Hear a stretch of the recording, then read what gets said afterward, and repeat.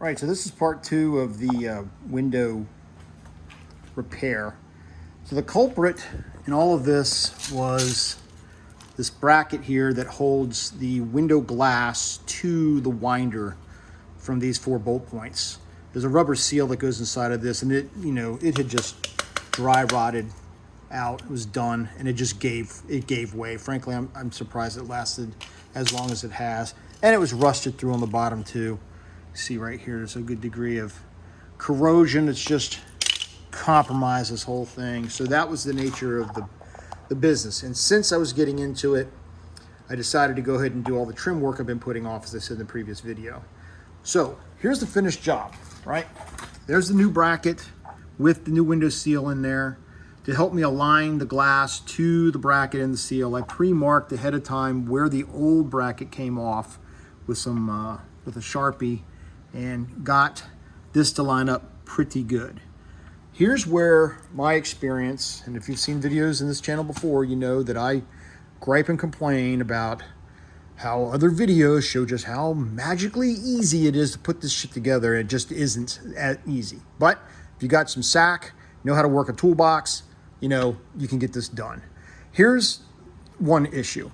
The glass cannot sit in the door all the way down while you do this entire job. You're gonna have to remove the entire glass. Now, that's good. I had to do that anyway because the bracket was rotted out. But the videos will show that the glass can just sit down here and then you can just magically slide it back up.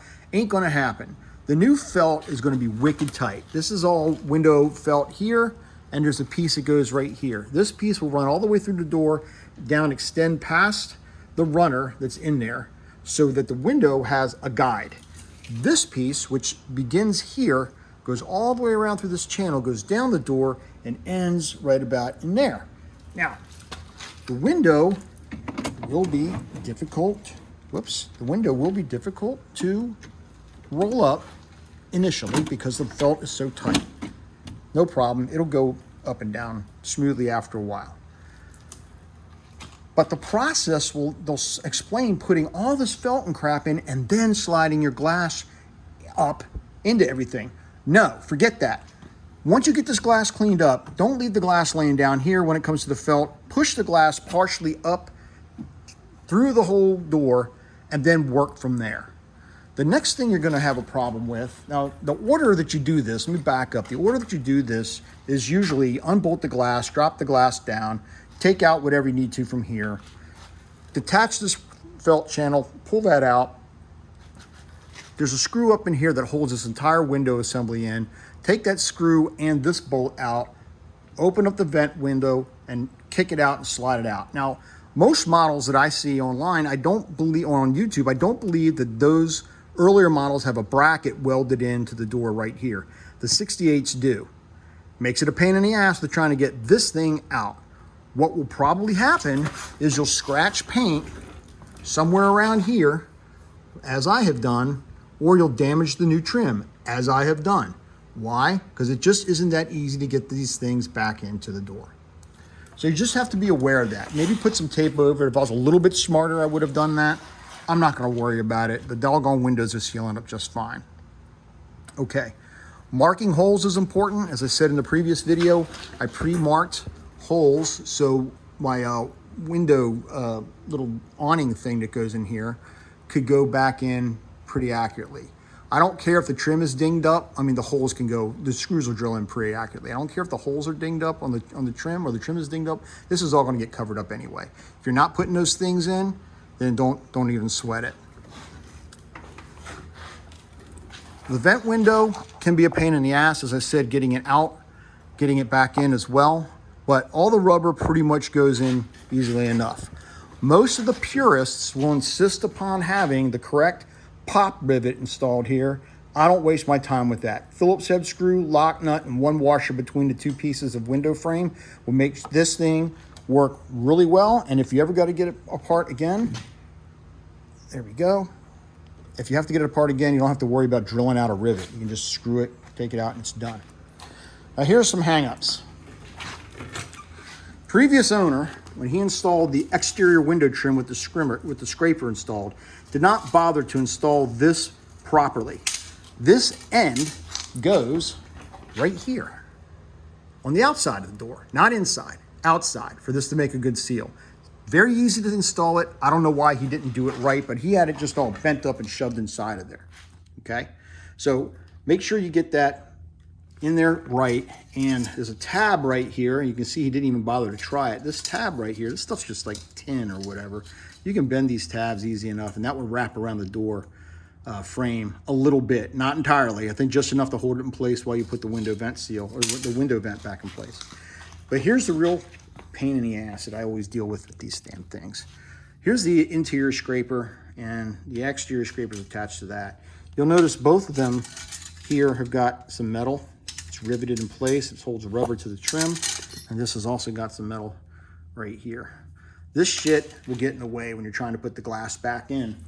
You'll think that you can't remove the glass, or you'll think maybe you're getting stuck, like this vent frame is stuck on something. It's stuck on the trim, on the metal trim. So you have to make sure you kind of bend that in with a plastic trim tool or something, so it'll sort of contour a little bit better inside here. Then you can just finagle it around and get it all back together. Popping these things in and out isn't terribly difficult, but much like the screws for the awning bit, I marked where the holes go for all these little pop-ins. That way I knew I was getting right on them exactly where they needed leverage, so they would pop in place. What else is a pain in the ass? Pretty much all of it. I mean, this stuff bends very easily together, so it'll crush. It's no big deal. It's easy to spread back apart, but sliding that back into place, down into the channel. This is the one from the front that would go right here. Okay, it would slide down in there. The end result of this one will go there, and then of course this other big one will also slide down through the door, through there, as I pointed out earlier, and it'll go all the way up around this. The way to do this one is start here, sort of fish it down through the bottom if you can, and then start here with lining it up correctly and then just pushing it all in place. There are metal clips back here to hold the trim in place. That's these things. This is one of the stock ones. They're short compared to the newer replacement ones, which are a little bit longer. So I just had a bag of these newer ones laying around from the previous door job on the driver's side, so I just went ahead and used these instead. The pain in the neck, though, is just getting all that stuff down in there without it squeezing up too much or getting stuck, and then getting it down into the door so you can ride it up. So what I ended up doing, ride the glass up, what I ended up doing was dropping the glass down as far as I could. Well, I'm sorry, let me back up. I took it out, cleaned it all up, of course, and then slid it back down through the door before putting these scrapers in. I put the scrapers in, and I had the rubber glued on here with some silicone adhesive, but I didn't put it into the bracket yet. I just let it set down in there. I put the scrapers in, inside and outside scrapers, rebuilt all this, put that in place. Once I got that in, and I didn't bolt it down, but I did screw it in at the top. You'll see there's a screw up here at the top behind this felt channel. Down here, and then this bolt comes out and holds this in place. Once I got that in, scrapers are in, I ran this down through the door, this felt here, ran it down through the door into its channel, let it set there, and sort of push the window glass into it to hold it in place. Then ran this one down. I went a little bit too far down into the bottom here, so I had to pull this back up a bit and then get it all to seat correctly in the crook of the door, and then lay into the brackets and everything, which it did. But then once I did that, then it was just a matter of just easily sliding the glass into the felt and pushing it up through the door into place. And it spread everything out fairly well, got it pressed into the brackets okay. I mean, you hand press it anyway, but this helped secure that. And then it was just a matter of attaching the new bracket to the winder mechanism, bringing the glass down, letting it seat into this, and sort of pushing them both together. What I ended up doing was I would crank on the window crank and push down the glass at the same time, and it seated right in. This job was much easier than the driver's side door was. The driver's side was just a pain in the ass to deal with for some reason or another, but this side here went a lot better. Maybe it's because I had significant XP from doing the first door, I don't know. All that's left now is for me to redo the window crank, because I have a new crank to put in, put the moisture barrier back on, put the new trim back on, which some of the tabs broke off. I'll glue those back in place. At a later date, I'm thinking of putting riv nut threads into each of these holes and just driving screws down and just doing away with these clip things here that just don't seem to work very well. If you have to take the panel on and off, and this panel will have to come off again, I'm sure. I'm going to put stereo in here eventually, and I'm going to need to get access to either, well, I can't do it here, but I'm going to need to get access to something probably down there in the bottom in order to drive a speaker in if I don't do it directly inside the car. But so this is all going to have to come off again. The panel will. It'd be I'm sure it'll break when that happens. Stuff always breaks. Anyway, that's it for now. If you got any questions, hit me up in the comments. I know these videos probably aren't terribly informative because I'm not showing the process that I'm going through. I'm not demonstrating it step by step. As I've said before, there's dozens of other videos out there to do that. But as far as this is concerned, this job is pretty much done. And that's it. See you next time.